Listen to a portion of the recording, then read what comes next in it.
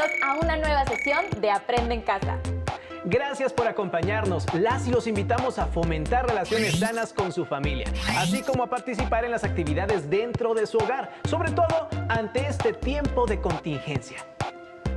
Esta sesión está dedicada a las alumnas y los alumnos de segundo grado de secundaria, de la asignatura de Formación Cívica y Ética. Por favor, preparen su cuaderno u hojas y lápiz o pluma para que realicen las actividades que deberán incorporar a su carpeta de experiencias.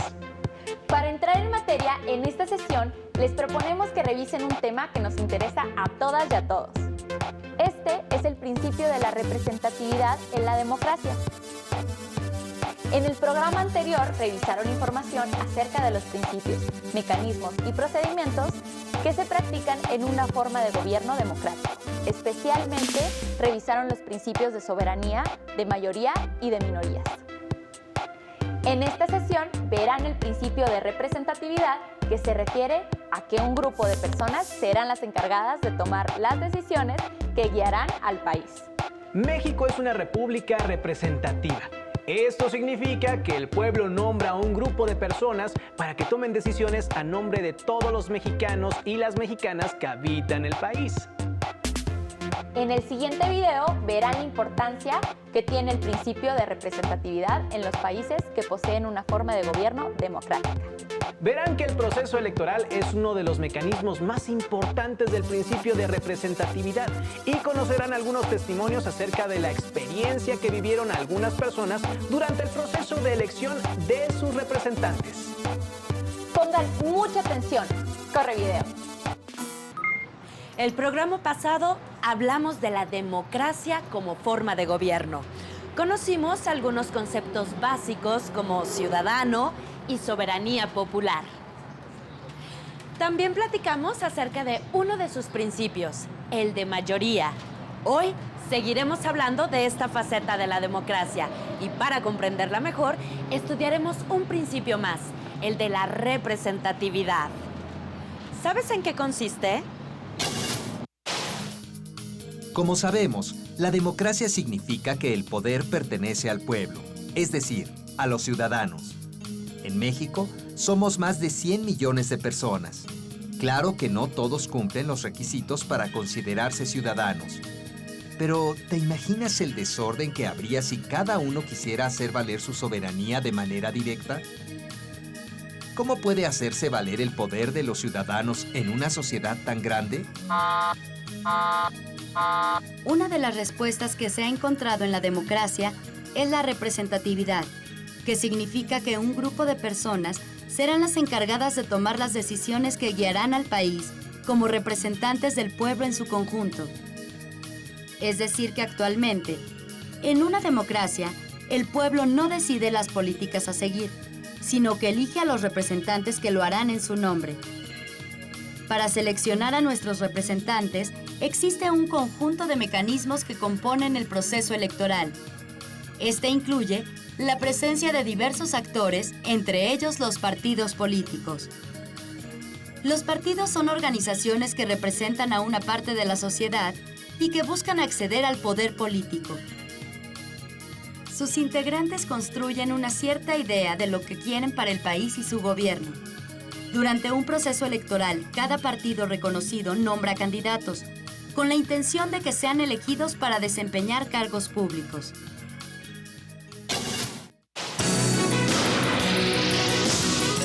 ¿Sabías que no solo elegimos representantes para que gobiernen el país, sino para muchos otros cargos?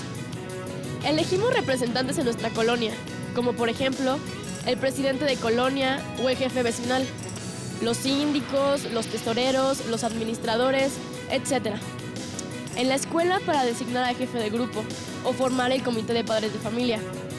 En fin, prácticamente en cualquier área de nuestra vida tenemos oportunidad de decidir quién nos representará e incluso podemos postularnos para cumplir ese rol. Pero, ¿cuál es el proceso para elegir a quienes nos representarán? Uno de los caminos es el proceso electoral.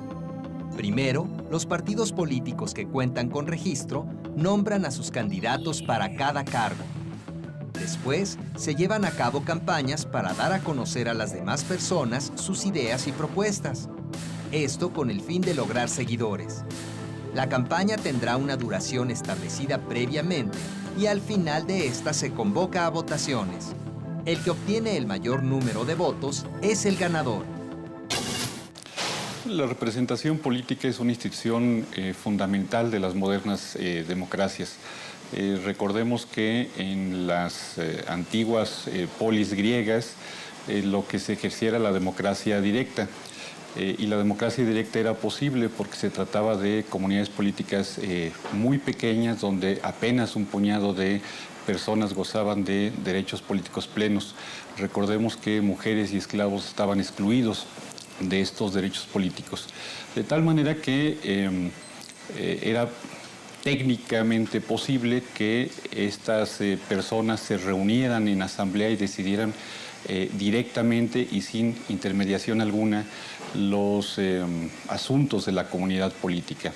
Esto es imposible en las sociedades contemporáneas, sociedades muy complejas, sociedades de masas, donde sería imposible reunir a millones de personas a deliberar y a decidir el día a día, digamos, el gobierno de la sociedad. De tal manera que esto se hace a través de la figura de la representación política. Y eso es lo que hace precisamente necesario el hecho de las elecciones. Pasamos del voto restringido, del llamado voto censitario, generalmente restringido a personas ilustradas, a propietarios, a un voto pues, prácticamente universal. Según el diccionario, sufragio significa sistema electoral por el que se elige a las personas que ocuparán los cargos públicos mediante votación. También es un sinónimo del voto que pueden ejercer los ciudadanos. Gracias. Unas elecciones libres y equitativas son parte medular de cualquier democracia, ya que permiten que quienes obtienen el poder lo hagan de forma legítima y como resultado de la voluntad de la mayoría. A pesar de esto, no todas las personas ejercen su derecho a votar. ¿Quieres saber por qué? ¿Acudes a votar cuando hay elecciones? ¿Por qué? Sí, cómo no. Porque soy ciudadana y porque elijo a mi candidato. Sí. Yo pienso que el voto es un instrumento del cambio. Es la única manera en que la sociedad se puede expresar y manifestar sus requerimientos y aspirar a que las cosas se lleven por un camino. Sí, porque no me gusta que quede alguien que no me simpatiza ni sé qué ofrece. No, porque no hay confianza con la gente que se postula, vamos, como presidente, como gobernador o a algún otro partido. El hecho de que cualquier ciudadano goce del derecho a votar y ser votado no garantiza que éste se ejerza o que existan las condiciones que dicta una democracia. ¿Qué condiciones se deben reunir para que una elección de representantes sea realmente democrática? El voto es una condición para que una democracia exista. Sin embargo, no cualquier voto puede ser considerado democrático, ya que existen muchas maneras de orientarlo, como las presiones, los engaños o simplemente la desinformación. Cualquiera de estos hechos podría afectar negativamente el segundo principio de la democracia, la representatividad, porque quien es electo no necesariamente representa la voluntad de las mayorías. Entonces, ¿cómo garantizar el respeto a dicha voluntad? Uno de los caminos es cuidar que el voto cumpla con 4 condiciones básicas: que sea libre, universal, secreto e informado. Para lograrlo es necesario lo siguiente: crear leyes que indiquen a candidatos, partidos y ciudadanos cuáles son los criterios que deberán seguirse en un proceso electoral, definir sanciones a quienes violen estas reglas, combatir prácticas como la venta de votos o la presión hacia los votantes, involucrar a la ciudadanía en la vigilancia del proceso, como sucede con los observadores electorales. Garantizar el derecho de los ciudadanos a estar informados con veracidad y no con engaños. Contar con un sistema imparcial que garantice la veracidad de los resultados. ¿En qué año los mexicanos que viven en el extranjero pudieron votar por primera vez para elegir al presidente de la República? Opción A, en el año 2000. Opción B, en 1994. Opción C, en el 2006. Desde el año 2006, los mexicanos que residen fuera del país tienen derecho a votar para elegir presidente de la República, pero no diputados ni senadores. Actualmente los ciudadanos mexicanos dentro y fuera del país pueden participar en las elecciones, pero es solo un aspecto de los muchos que hay que cuidar en un proceso electoral. Quienes son mayores de 18 años pueden contarnos sobre la experiencia de participar en la elección de los gobernantes. Pero todos hemos tenido vivencias similares cuando nos organizamos con un grupo y tratamos de elegir a quien nos represente. Ahí también podemos reconocer algunas de las condiciones necesarias para un proceso democrático. ¿Alguna vez has participado en la elección de alguien que te represente? ¿Cuál fue tu experiencia? Sí, y mi experiencia fue que mi decisión sí fue tomada en cuenta y mi representante sí cumplió con las expectativas que yo tenía sobre él. No he participado en ninguna de esas actividades. Pues sí, en la mesa directiva del colegio de mis hijos. Fue una experiencia bonita porque ayudé a la escuela a que estuviera mejor. Sí, voté por un diputado local que llegó a la comunidad haciendo algunas promesas de campaña y yo lo increpé y le dije que seguramente nunca más regresaría a la comunidad y mi sorpresa es que ha regresado y ha cumplido con las promesas que se hicieron. Existe un adagio que dice: cada pueblo tiene el gobierno que se merece. Y es que un votante carente de información puede renunciar a su voto, hacerlo a ciegas o incluso al azar. Por eso, para que una democracia sea plena, hacen falta ciudadanos activos e informados. La democracia real explicada a niños y jóvenes, de José Antonio Crespo, es un libro que ayudará a aclarar algunas dudas sobre el ejercicio del poder, los partidos políticos y la democracia. Indiferencia, decepción, apatía. Muchos pueden ser los motivos para no ejercer nuestro derecho al voto. Pero lo cierto es que este es uno de los caminos que nos otorga la democracia para hacer oír nuestra voz y también un arma contra el abuso y la concentración de poder. Por eso, ante los problemas que puedan presentarse en un proceso de elección, está la defensa que los propios ciudadanos y la sociedad completa hagan de este derecho fundamental. Si consideramos que algo debe cambiar en el país, si sentimos la necesidad de dar a conocer y hacer valer nuestras ideas, podemos empezar ejerciendo nuestro derecho al voto y elegir así a nuestros representantes.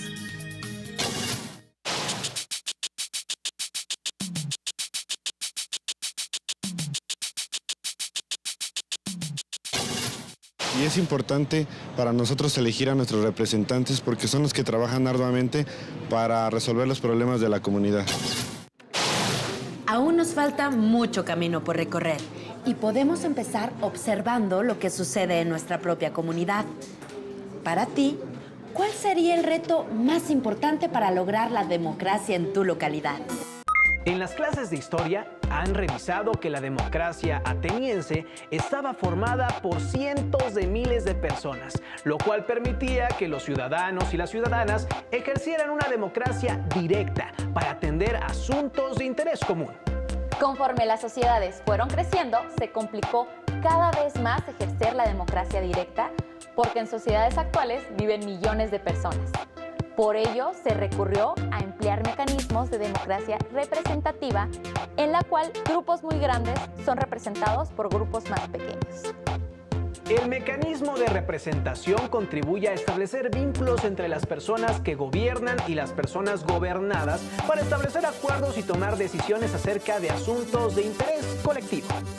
En un Estado democrático, las y los gobernantes son electos periódicamente por la ciudadanía y el poder se encuentra distribuido en varios órganos, con equilibrios y controles entre ellos, así como las responsabilidades señaladas en la Constitución con objeto de asegurar los derechos humanos que ésta reconoce. Entre los tres poderes debe haber autonomía, de manera que pueda existir contrapeso y que las decisiones de uno de los poderes pueda ser cuestionada, modificada o enriquecida por otro de los poderes.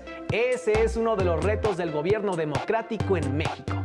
Existe un conjunto de mecanismos para nombrar representantes.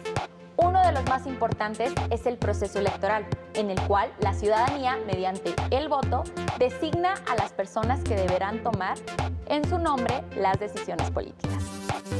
En la democracia, los partidos políticos son fundamentales. No se concibe una democracia con un partido único, pues una parte esencial es la rotación del poder y la pluralidad de opciones políticas.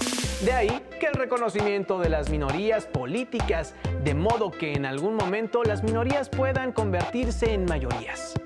Los partidos políticos son organizaciones políticas conformadas por un sector de la sociedad que, con base en un programa o proyecto político, persiguen el beneficio de la sociedad en su conjunto, canalizan la opinión pública y están obligados a respetar la ley y fortalecer las instituciones democráticas. En las urnas, las ciudadanas y los ciudadanos escogen a quienes les van a representar en los congresos locales o en el Congreso de la Unión, mismos que serán quienes legislen y construyan leyes que regulen la convivencia entre las personas. También en las urnas, la ciudadanía escoge a los titulares del Poder Legislativo, federal y estatal, así como al ayuntamiento que gobierna en el municipio y a los alcaldes que gobiernan en la Ciudad de México. En el video, observaron que el voto es necesario para la existencia de la democracia, pero en ocasiones es manipulado. Cuando eso sucede, afecta a la democracia porque es posible que la persona electa no sea necesariamente aquella que expresa la voluntad de las mayorías. Pero, ¿cómo garantizar el derecho a la voluntad popular? Es importante cuidar que el voto cumpla con 4 condiciones básicas, que son libre, universal, secreto e informado. Para ello, se necesita crear leyes que indiquen a los candidatos, a los partidos y a la ciudadanía cuáles son los criterios que deben seguirse en un proceso electoral, así como poner sanciones a quienes violen estas reglas y rechazar prácticas como la venta de votos o ejercer presiones a los votantes. En el siguiente video identifiquen qué pueden hacer para dar seguimiento a las promesas de campaña de sus representantes electos y también cuáles son sus derechos para participar en la escuela. En una hoja escriban las ideas principales e incorpórenla a su carpeta de experiencias. ¿Alguna vez te has preguntado qué podemos hacer para mejorar nuestra comunidad? Como ciudadanos, es nuestra responsabilidad dar seguimiento a las promesas de campaña de nuestros representantes electos. Debemos conocer quiénes son y cuáles son sus propuestas para poder ejercer nuestro derecho a opinar y participar en asuntos que involucran a toda una comunidad. La participación es el principio central de la vida democrática de cualquier país. Los jóvenes también podemos asumir la democracia como sistema de vida, es decir, al observar, vigilar y tomar decisiones en asuntos públicos de la vida diaria, dicho de otra manera, participando de manera directa. Veamos más acerca de esto. Las siguientes son modalidades de participación directa, que contemplan una consulta a la población, más allá de los procesos electorales regulares. Un referéndum es cuando se pregunta sobre la aprobación o rechazo a la creación, modificación, derogación o abrogación de leyes. El plebiscito propone a la sociedad la elección entre posibles alternativas sobre algún asunto muy importante en la vida colectiva. La iniciativa popular y el derecho de petición abren la posibilidad de que los ciudadanos organizados participen directamente en el proceso legislativo y en la forma de actuación de los poderes ejecutivos. Otra forma de participación es el llamado derecho de revocación del mandato o de reclamación, que asegura la posibilidad de interrumpir el mandato otorgado a un representante político, aunque haya ganado su puesto en elecciones legítimas, aunque en nuestro país todavía no se practica. En fecha reciente, se presentó una iniciativa ante el Congreso Federal que busca que la revocación de mandato aplique para el presidente de la República, diputados federales y locales, gobernadores, integrantes de los ayuntamientos, así como los titulares de las alcaldías en la Ciudad de México. En México, la participación de menores de edad está contemplada en la Ley General de los Derechos de Niñas, Niños y Adolescentes, que en su artículo 71 establece que niñas, niños y adolescentes tienen derecho a ser escuchados y tomados en cuenta en los asuntos de su interés, conforme a su edad, desarrollo evolutivo, cognoscitivo y madurez.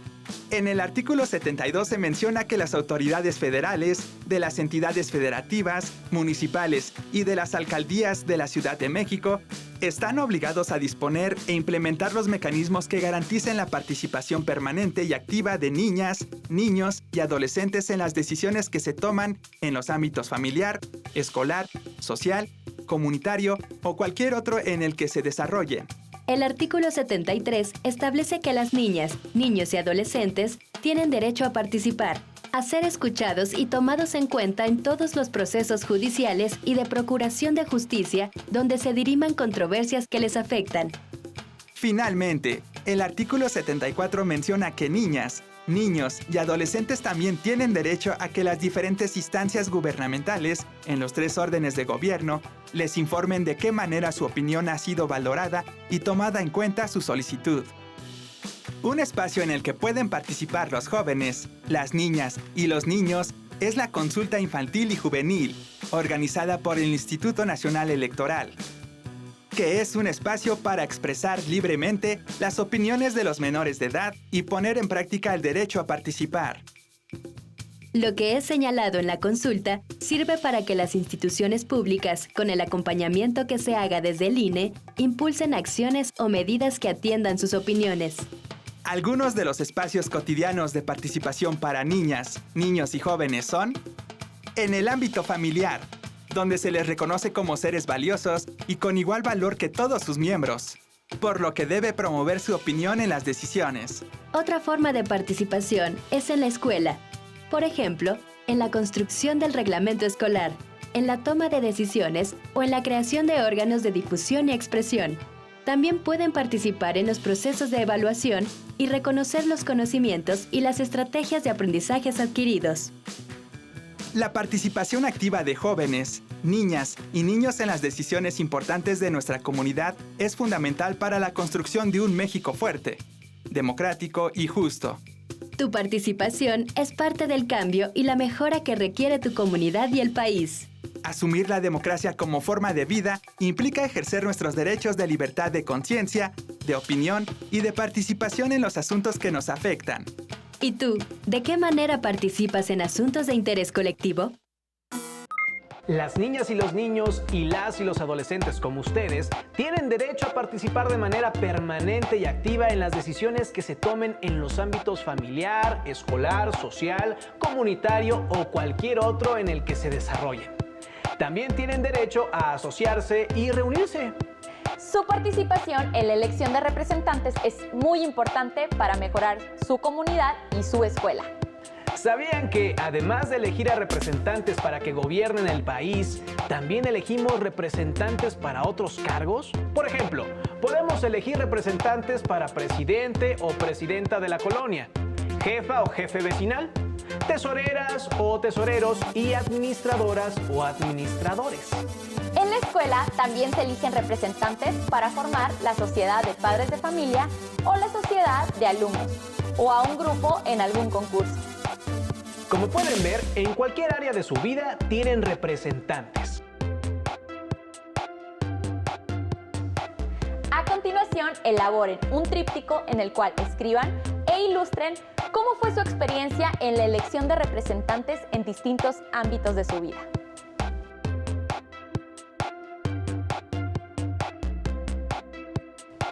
En la cara 1, anoten la elección de una o un representante de su comunidad.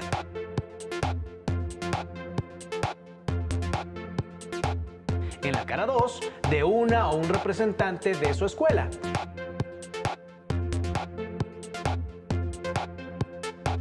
Y en la cara 3, de una o un representante familiar.